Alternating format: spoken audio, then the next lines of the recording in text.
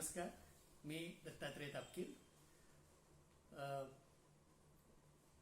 अनंत आमची ध्येयासक्ती अनंत आशा असं कुसुमाग्रजांनी एका कवितेत म्हटलेलं आहे. या ओळी आठवण्याचं कारण हे की ज्या राष्ट्रीय शैक्षणिक धोरणाबद्दल आपण थोडक्यात आता माहिती घेणार आहोत, आत्ताचं नवं धोरण राष्ट्रीय शैक्षणिक धोरण 2020 नॅशनल एज्युकेशन पॉलिसी.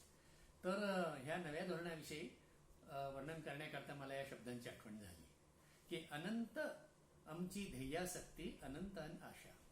ह्या शब्दात ज्याचं वर्णन करता येईल की खरोखरी याच्यामध्ये ध्येयाबद्दलची आसक्ती, काय करावं, काय केलं जावं, एक छान कसं स्वप्न रंगवता येईल, किती किती गोष्टी चांगल्या रीतीने करता येतील आणि किती आशा असू शकतात अनंत स्वरूपाच्या, असं एक सुंदर वर्णन या आपल्या राष्ट्रीय शैक्षणिक धोरणाचं, या पॉलिसीचं करता येईल.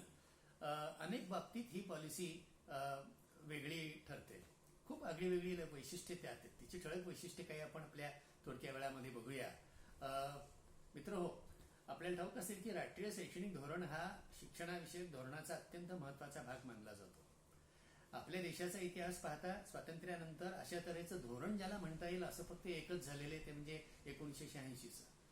मग त्याखेरीज इतर जे होतं, म्हणजे उदाहरणार्थ स्वातंत्र्य मिळाल्यानंतर लगोलग आलेलं युनिव्हर्सिटी एज्युकेशन कमिशन होतं, म्हणजे विद्यापीठी शिक्षणाचा आयोग, त्याला आयोग म्हटलं जातं. कमिशन हा आयोग असतो. तर तो आला होता. नंतर 64-66 मध्ये कोठारी आयोग आला, ज्याला भारतीय शिक्षण आयोग म्हटलं जातं, कमिशन. मग युनिव्हर्सिटी कमिशनचा विचार जसा त्या आयोगात केला राधाकृष्णन कमिशनमध्ये, तसा मग या कोठारी आयोगामध्ये संपूर्ण प्राथमिक पासून तर उच्च शिक्षणापर्यंतचा एक विचार आणि काही अशी धोरणं ठरवलेली त्या आयोगामध्ये प्रतिबिंबित झाली. आणि अशा तऱ्हेचे अनेक हे आयोग म्हणता येतील, कृती समित्या म्हणता येतील, काही छोटी मोठी धोरणं ज्याला म्हणता येईल, काही वेळेला कृती कार्यक्रम म्हणून असतात, काही वेळेला नव्या कृतीपत्रिका किंवा श्वेतपत्रिका म्हणून काही धोरणं जाहीर केली जातात. अशा अनेक प्रकारच्या समित्या, कमिट्या, त्याच्यावरती नेमलेल्या मिटिंग्स, ह्या जरी अनेक होत असल्या आणि या सगळ्यांमधनं त्या राष्ट्राच्या शैक्षणिक धोरणाविषयी जे काही ठरवलं जातं पॉलिसी, त्याची जरी तत्व प्रतिबिंबित होत असली तरी धोरण ह्या शब्दाला एक जो विशेष अर्थ आहे की पॉलिसी म्हणून ती अधिकृतपणे पॉलिसी ठरवणं, जे विद्वानांच्या मदतीने, अभ्यासकांच्या मदतीने एकत्र येऊन ठरवली जाते, संपूर्ण देशभर जिच्यावरती विचारमंथन केलं जातं, अशा तऱ्हेची पॉलिसी ही 1986ला राष्ट्रीय शैक्षणिक धोरण म्हणून आली होती. मग तिची कार्यवाही उत्तमरित्या व्हावी, तिची अंमलबजावणी उत्तम व्हावी म्हणून बऱ्यापैकी पुढे म्हणजे 5-6 वर्षानंतर 1992 मध्ये कृती कार्यक्रम किंवा टास्क फोर्स म्हणून निर्माण झाला होता. आणि मग पुढे अभ्यासक्रम आराखडेही निर्माण होत राहतात. अभ्यासक्रमाचा आराखडा, एक करिक्युलम फ्रेमवर्क दिला जातो राष्ट्रीय स्तरावरती आणि मग राज्यामध्ये तो राबवला जातो. त्यामुळं वेगवेगळे आयोग म्हणा, कृती समित्या म्हणा, वेगवेगळ्या समित्या म्हणा, किंवा राष्ट्रीय शैक्षणिक ज्याला आपण अभ्यासक्रम आराखडे म्हणतो, ह्या सगळ्यांमधनं खऱ्या अर्थाने जरी पॉलिसीज जरी प्रतिबिंबित होत असली तरी अधिकृतपणे ठरवून केलेलं धोरण ज्याला म्हणता येतं आणि मग ते धोरण प्रत्येक राज्यामध्ये राबवणं किंवा संपूर्ण देशामध्ये राबवणं लवचिकता धरून, असा तो त्याच्या मागचा भाग असतो. तर 1986 साली ही प्रक्रिया झाली होती की ज्या वेळेला संपूर्ण देशामधून अशा तऱ्हेचे अनेक विचार मागवले गेले, अनेक मतं मागवली गेली आणि ते धोरण नंतर आकाराला आलं. त्यामुळे त्याला खूप महत्वाचं स्थान आपल्या भारताच्या शिक्षण क्षेत्राच्या इतिहासासाठी धरलं जातं 86चं धोरण. तसंच महत्व आत्ताच्या अगदी नव्या म्हणजे अगदी ताजी म्हणता येईल अशी आत्ता आलेली, म्हणजे जुलै 2020 मध्ये आलेली, म्हणजे जेमतेम आजच्या दिवसामागे जर महिना सव्वा महिनाच झाला असेल, असं हे धोरण आपल्या पुढे समोर जाहीर झालेलं आहे. आणि हे धोरण अत्यंत महत्वाचं ठरतंय, अत्यंत क्रांतिकारक ठरतंय, ज्यावरती भरपूर चर्चा होते, सगळीकडे त्यावरती व्याख्यानं होत आहेत, चर्चा होत आहेत, लोक त्यावरती अभ्यास करतायत. तर आपल्या आत्ताच्या छोट्या लघुभाषणामध्ये आपण काही महत्वाचे ठळक मुद्दे बघूया की कुठल्या दृष्टीने हे धोरण लक्षात ठेवणं आवश्यक ठरेल. तर एक पहिली गोष्ट आपण अशी लक्षात घेऊया की या आत्ताच्या धोरणाचं वेगळेपण, याचं वैशिष्ट्य त्याच्या रफ ड्राफ्ट मधून किंवा त्याच्या मसुद्यामधूनच सुरू होतं असं म्हणता येईल. की कुठलंही धोरण ठरवताना आधी एक रफ ड्राफ्ट म्हणून ठरतो, जो आकाराने मोठा असतो, ज्याच्यामध्ये जे मनात येईल, ब्रेन स्टॉर्मिंग सारखं जे काही मनात येईल ते अत्यंत मुक्तपणे मांडलं जातं, जे शक्य आहे ते सगळं भरलं जातं आणि मग ते चर्चेला पुढे ठेवून त्याचं विचार मंथन सर्व देशभर घडून मग त्याची कॉम्पॅक्ट अशी अगदी निश्चित स्वरूपाचं धोरणे नंतर येतं. तर ही प्रक्रिया बरीच आधी सुरू झाली, म्हणजे जवळजवळ 16-17 सालापासून सुरू झालेली प्रक्रिया 2019 पर्यंत चालली आणि 2019 मध्ये याचा मसुदा जाहीर झाला, जो मसुदाही तितकाच गाजला, चांगल्या अर्थाने अर्थात, की तो खूप चांगल्या रीतीने अभ्यासला गेला, सगळ्यांना तो आवडला, त्यावरती भरपूर विचारमंथन झालं. हे वेगळे पण लक्षात घ्यावं लागेल. त्याच्यातली व्यापकता जर लक्षात घेतली तर जवळजवळ 484 पानाचं असा हा मसुदा, म्हणजे प्रत्यक्ष धोरण जे आलं आता ते 66 पानाचं आहे. तो अर्थातच अगदी कॉम्पॅक्ट, अगदी संक्षिप्त रूपाने महत्वाचे शब्द एकत्रित करून केलेला अंतिम जो डॉक्युमेंट ज्याला म्हणता येईल, जो दस्तऐवज आहे, तो 66 पानाचा आहे. पण याच्यासाठी तयार केलेला रफ मसुदा जो स्वतः सुद्धा म्हणजे हा 484 पानाचा असून सुद्धा त्यात कुठेही पालळ नाहीये, त्यात कुठेही कसल्या प्रकारचा विस्तार नाहीये, त्यात कुठल्याही प्रकारची अनावश्यक भाषा नाहीये, त्याच्यातही खूप चांगल्या रीतीने विचार मांडून हा 484 पानाचा जवळजवळ 23 प्रकरणं आणि 14 परिशिष्ट असलेला असा हा मसुदा आपल्या समोर आला होता. आणि मग त्या मसुद्याची भाषांतरं झाली, त्या मसुद्याचे सारांश झाले, त्या मसुद्यावरती चर्चासत्र, त्यावरती व्याख्यानं, त्यावरती ठिकठिकाणी सभा घेण्यात आल्या आणि अनेक स्तरांवरून, म्हणजे आश्चर्य असे की केवळ विद्यापीठ आणि महाविद्यालय नव्हे तर अक्षरशः शाळांमधून आणि समाजाच्या सर्वसाधारण स्तरांमधून यावरती चर्चा मागवली गेली, चर्चा केली गेली, मतं मागवली गेली आणि त्यातून मग ह्या मसुद्याचं नंतर फायनल स्वरूप, अंतिम स्वरूप देऊन हे आपलं धोरण नंतर तयार झालं. तर या सर्व प्रक्रियेमध्ये अनेक शिक्षण तज्ज्ञांनी भाग घेतला. शिक्षक होते, शिक्षक प्रशिक्षक होते, पालक असतील, इतर अन्य विचारवंत होते. आणि मुळात हा मसुदा तयार करताना किंवा धोरण करताना 8 अत्यंत उच्चस्तरीय तज्ज्ञ अभ्यासू व्यक्तींची समिती नेमण्यात आली होती, ज्याच्यामध्ये आपण सर्वांना ऐकून असाल की त्याचे जे मुख्य अध्यक्ष, त्याचं नेतृत्व जे होतं हे डॉक्टर कस्तुरीरंगन हे इस्रोचे माजी अध्यक्ष, भारतीय स्पेस रिसर्च बाबतीतलं अंतराळ संशोधनातले जी संस्था आपली आहे बंगलोरची, तिचे हे अध्यक्ष, माजी अध्यक्ष असलेले कस्तुरीरंगन, जे अत्यंत उच्च विद्याविभूषित, शिक्षणाची बॅकग्राऊंड असणारे, सायन्सची बॅकग्राऊंड असणारे, स्पेस सायन्सची बॅकग्राऊंड असणारे आणि अत्यंत तर्कशुद्ध विचार करणारे आणि भारतीय परंपरा जाणणारे अशा तऱ्हेचं व्यक्तिमत्व एक अध्यक्ष म्हणून ह्या धोरणासाठी, याच्या मसुदा समितीसाठी आपल्याला लाभलं. आणि ह्या 8 तज्ज्ञांच्या समितीतून हे विचार विनिमय याचे झाले. त्यानंतर असं म्हटलंय की ह्याच्यावरती हा जो मसुदा तयार केला ह्या 8 कमिटीच्या मंडळींनी, यांनी जवळजवळ 14 सभा घेतल्या. काही बंगलोरला झाल्या, काही दिल्लीला झाल्या आणि या 14 सभांमधून मग हे नावारूपाला येत गेलं.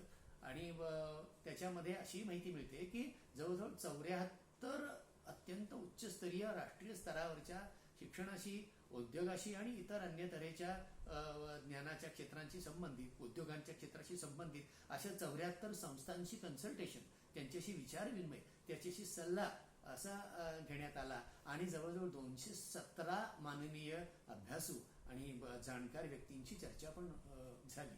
आणि त्यातून मग त्याचं हे नवनीत, त्याचं हे अमृत मंथन जणू काही आपल्याला या मसुद्यावाटे मिळालं होतं.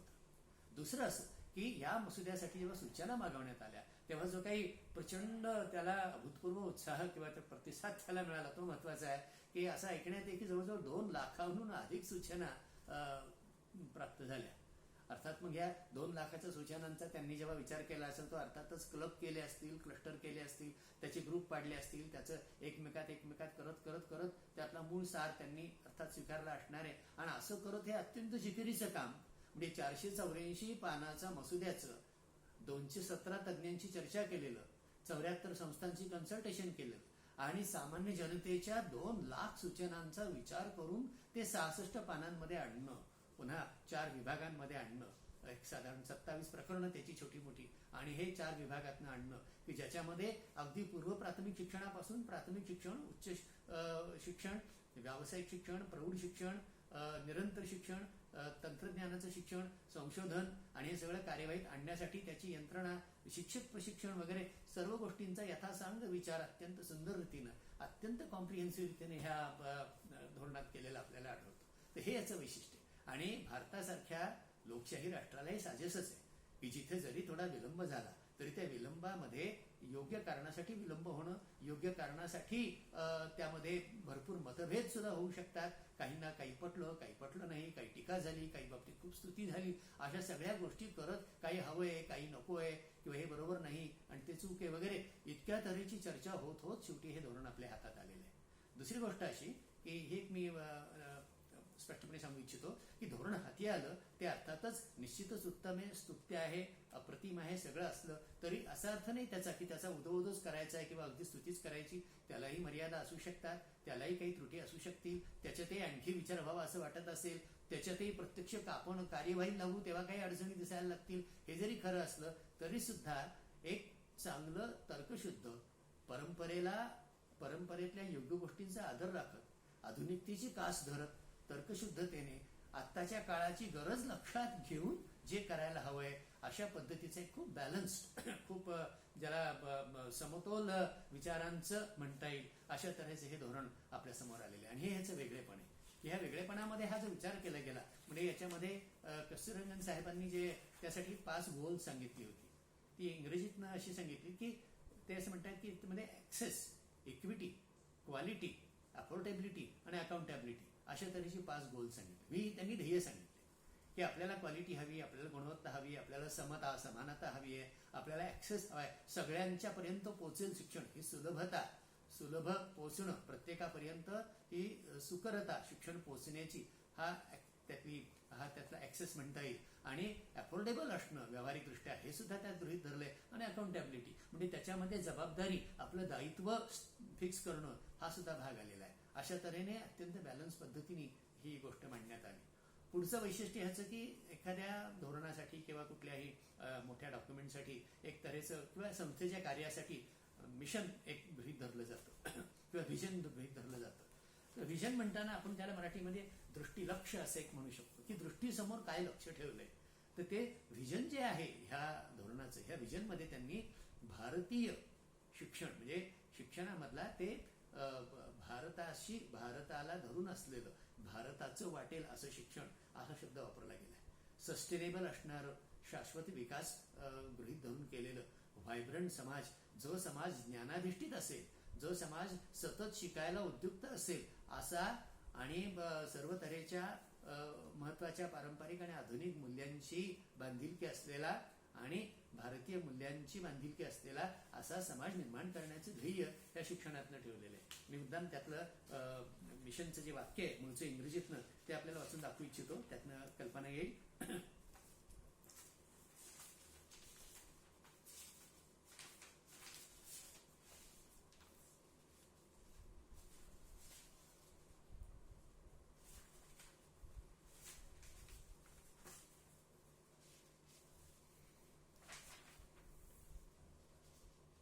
खरं तर ह्या व्हिजनच्या आधी आणखी एक मला उल्लेख करायला आवडेल, तो म्हणजे याची जी प्रस्तावना सुरू झालेली आहे म्हणजे आपल्या धोरणाची प्रस्तावना, इंट्रोडक्शन, आणि त्यातलं पहिलं वाक्य सुद्धा किती उल्लेखनीय पहा की education is fundamental for achieving full human potential, developing an equitable and just society and promoting national development.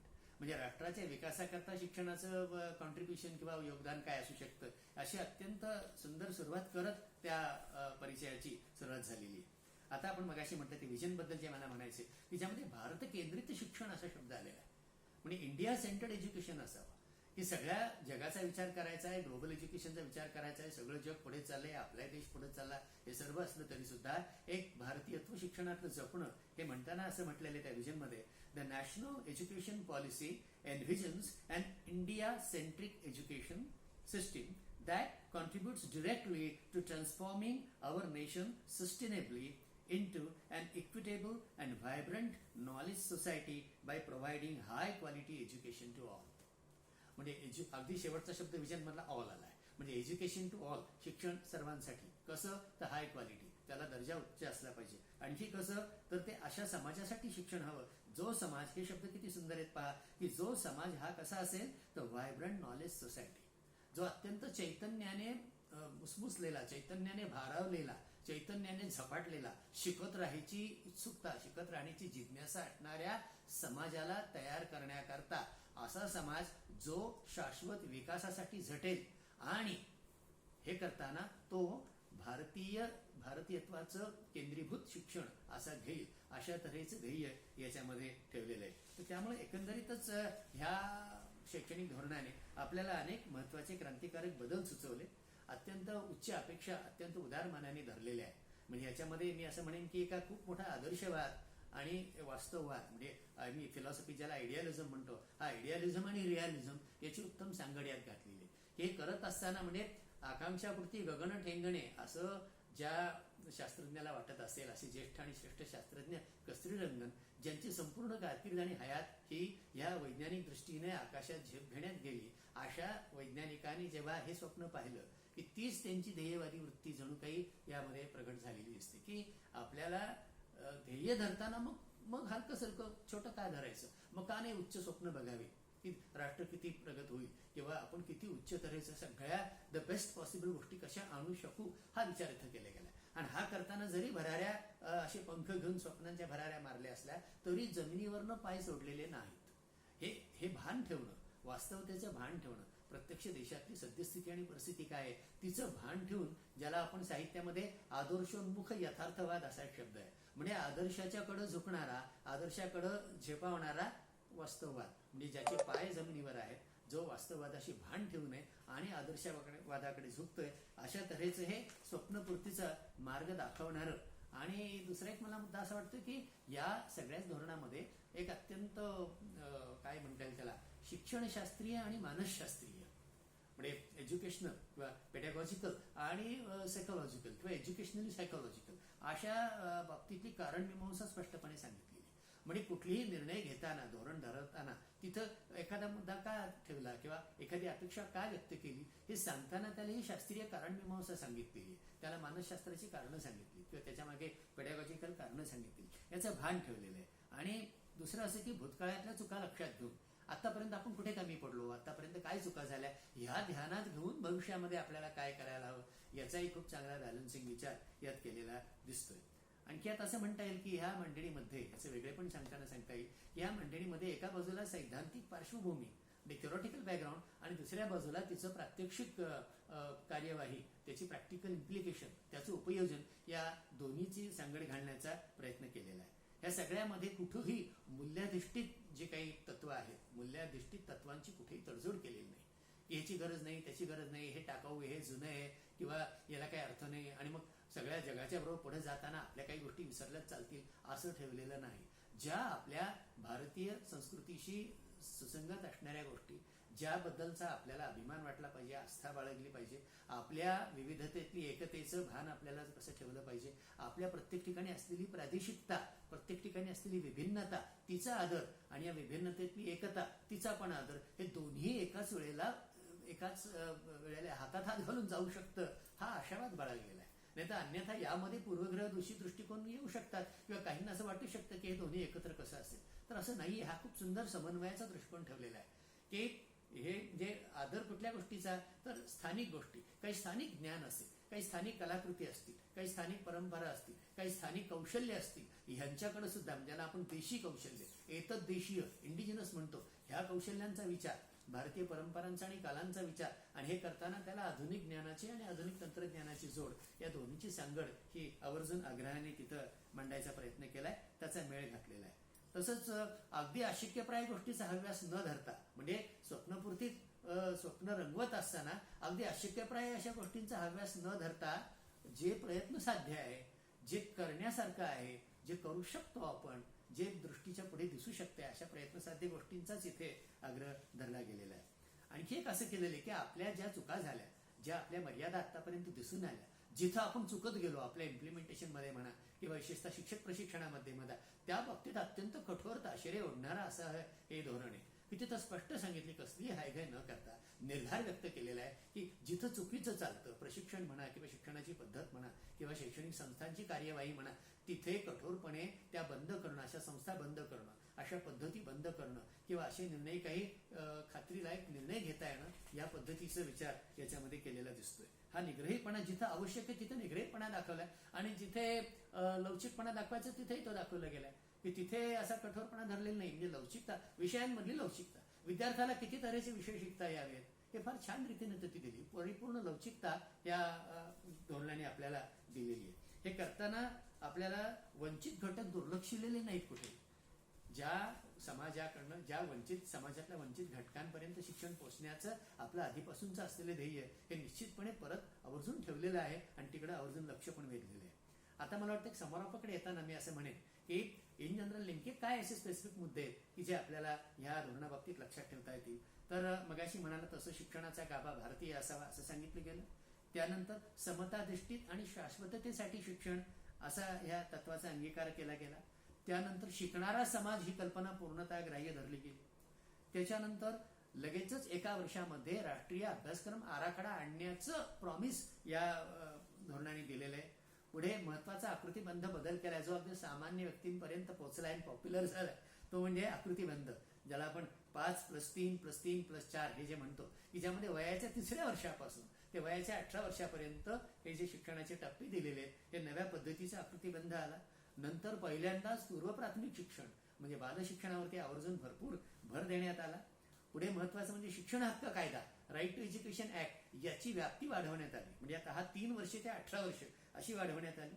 परीक्षा पद्धतीमध्ये अतिशय आमूलाग्र बदल सुचवलेत आणि सातत्यपूर्ण सर्वंकष मूल्यमापनाचा आग्रह धरलेला आहे. वार्षिक परीक्षा फक्त 3री, 5वी आणि 8वीसाठी ठेवण्यात आली आणि 10वी आणि 12वीच्या परीक्षा बोर्डातर्फे ठेवण्यात आल्या. त्यासाठी पारख नावाची संस्था म्हणजे performance assessment review and analysis of knowledge for holistic development अशा एक लांबलचक नावाचं पारख हे एक सुंदर अर्थपूर्ण शीर्षक बनवून ही संस्था त्यातर्फे मूल्यमापन घेण्यात येईल असं सांगण्यात आले. प्रथमतःच या धोरणाने अधिकृतपणे आंतरविद्याशाखीय आणि बहुभाषिक दृष्टिकोनाचा स्वीकार केला. म्हणजे मल्टीडिसिप्लिनरी अप्रोच आणि मल्टीलिंग्वल अप्रोच हा घेतलेला आहे. पुढे एक्सपिरियन्शियल लर्निंग, ज्याला आपण अनुभवजन्य अध्ययन म्हणतो, त्याला महत्व दिले. म्हणजे रोट लर्निंग किंवा पाठांतर करण्यापेक्षाही अनुभवातून मुलांनी शिकावं हा मानसशास्त्रीय शिक्षणातला सिद्धांत स्वीकारलेला आहे.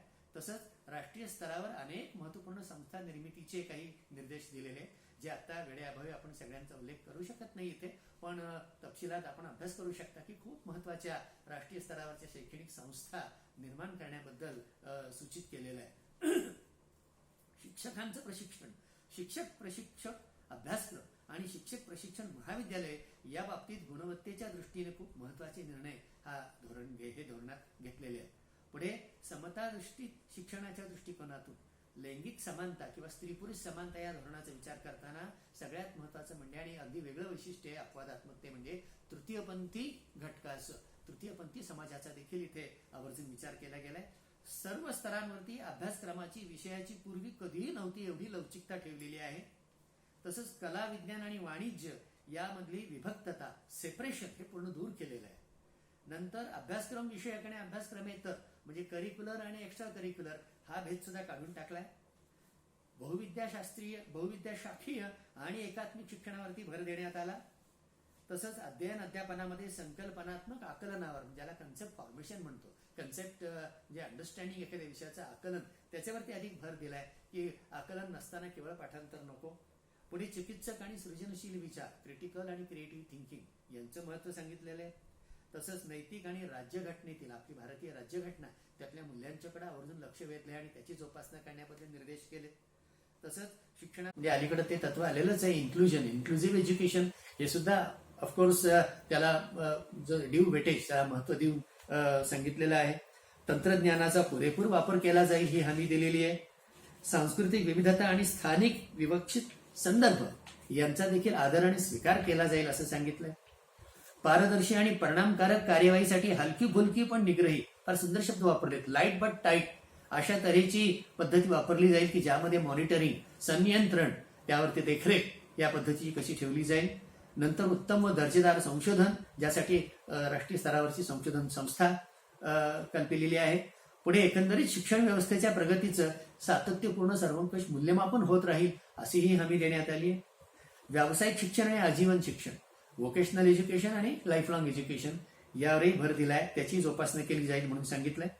आणि आणखी एक शेवटचा मुद्दा असा सांगता येईल की शिक्षणातलं भारतीयत्व, भारतीय अस्मिता, भारतीय वारसा आणि भारतीय मूलाधार यांचं संरक्षण आणि संवर्धन केलं जाईल असं त्यामध्ये अभिवचन दिलेलं आहे.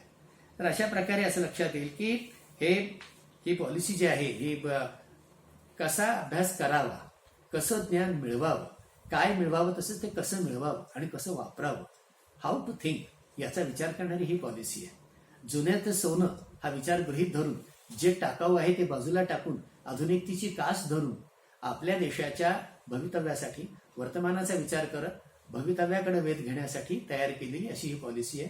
अर्थातच नेहमी आपण म्हणतो तसं याची अत्यंत उत्तम कार्यवाही करणं हे तुम्हा आम्हा सर्वांचं, आपण सर्व शिक्षक आणि पालकांचं हे मनापासून काम करण्याचं, कर्तव्य करण्याचं असं हे आश्वासन, कर्तव्य करण्याची काय म्हणता येईल अपेक्षा ही पॉलिसी आपल्याकडनं करेल. तर मला असं वाटतं की अभ्यासकांनी आणि विशेषतः शिक्षकांनी आणि शिक्षक प्रशिक्षकांनी आवर्जून ही पॉलिसी मनापासून वाचावी, तिचा विचार करावा आणि आपल्या वैयक्तिक दैनंदिन कार्यक्रमामध्ये, आपल्या कामकाजामध्ये या पॉलिसीचं प्रतिबिंब कसं आणू आपण आणि ती कशी यशस्वी करू हे ठरवावं. याबद्दल माझ्या आपल्या सर्वांना शुभेच्छा आहेत. धन्यवाद.